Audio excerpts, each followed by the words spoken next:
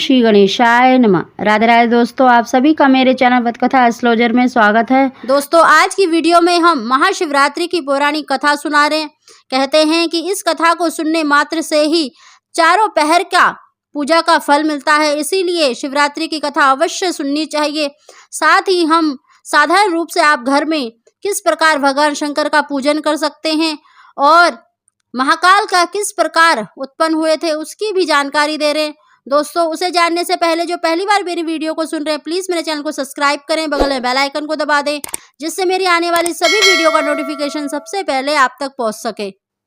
दोस्तों, महाशिवरात्रि के दिन भगवान शंकर का उत्पन्न हुए थे, इसीलिए उनका जन्म दिवस के रूप में मनाया जाता है। साथ ही भगवान शंकर का और माता पार्वती का विवाह भी हुआ था, इसीलिए इसे शिवरात्रि भी कहा जाता है।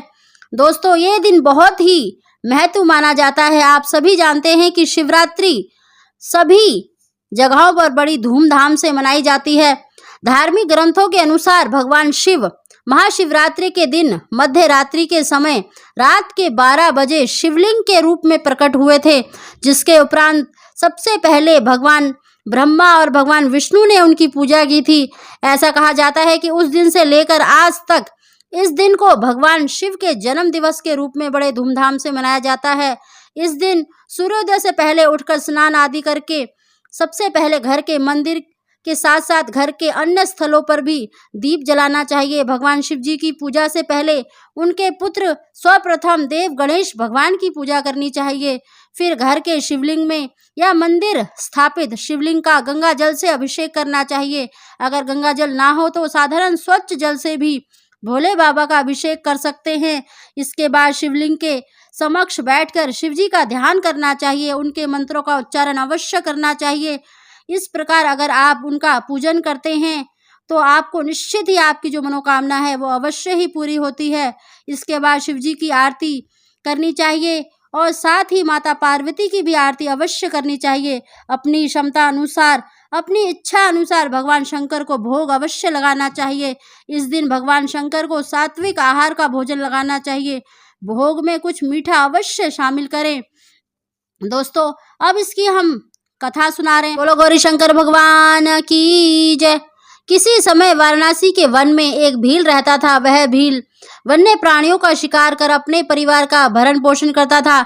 एक बार शिवरात्रि के दिन वह शिकार करने वन में गया। उस दिन उसे दिन भर कोई शिकार नहीं मिला। रात होने पर उसने वन में एक झील दिखाई दी। सोचा, यहीं पेड़ पर चढ़कर शिकार की राह देखता हूँ, कोई ना कोई प्राणी यहाँ पानी पीने जरूर आएगा। वह पानी का पात्र भरकर वेल वृक्ष पर चढ़ गया। उस वृक्ष के नीचे शिवलिंग स्थापित था। थोड़ी देर बाद वहां एक हिरनी आई और भील ने जैसे ही हिरनी को देखा, धनुष पर तीर चढ़ाया तो वेल वृक्ष के पत्ते और जल शिवलिंग पर गिर गए। इस प्रकार रात के प्रथम पहर में अनजाने में ही उसके द्वारा शिवलिंग की पूजा हो गई। तभी हिरनी ने उसे देख लिया और उससे पूछा, तुम क्या चाहते हो? वह बोला कि तुम्हें मारकर मैं अपने परिवार का पालन पोषण करूंगा। यह सुनकर हिरनी बोली, मेरे बच्चे मेरी राह देख रहे होंगे, मैं उन्हें अपनी बहन को सौंप कर लौट आऊंगी। हिरनी के ऐसा कहने पर शिकारी ने उसे छोड़ दिया। थोड़ी देर बाद उस हिरनी की बहन उसे खोजते हुए झील के पास आ गई। शिकारी ने उसे देखा और पुनः अपने धनुष पर तीर चढ़ाया। इस बार भी रात के दूसरे पहर में वेल वृक्ष के पत्ते व जल शिवलिंग पर गिरा और शिवजी की पूजा हो गई। उस हिरनी ने भी अपने बच्चों को सुरक्षित स्थान पर रखकर आने को कहा।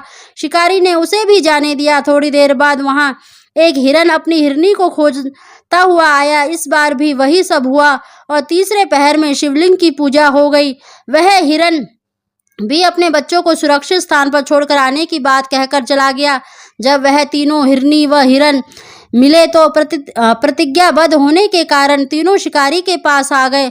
सबको एक साथ देखकर शिकारी बड़ा खुश हुआ और उसने फिर से अपने धनुष पर बाण चढ़ाया, जिससे चौथे पहर में पुनः शिवलिंग की पूजा हो गई। इस प्रकार भील दिन भर भूखा प्यासा रहकर वह रात भर जागता रहा और चारों पहर अनजाने में ही उससे शिवजी की पूजा हो गई और शिवरात्रि का व्रत संपन्न हो गया, जिसके प्रभाव से उसके सभी पाप भस्म हो गए और उसके पुण्य के कारण होते ही उसने सभी हिरणों को मारने का विचार त्याग दिया।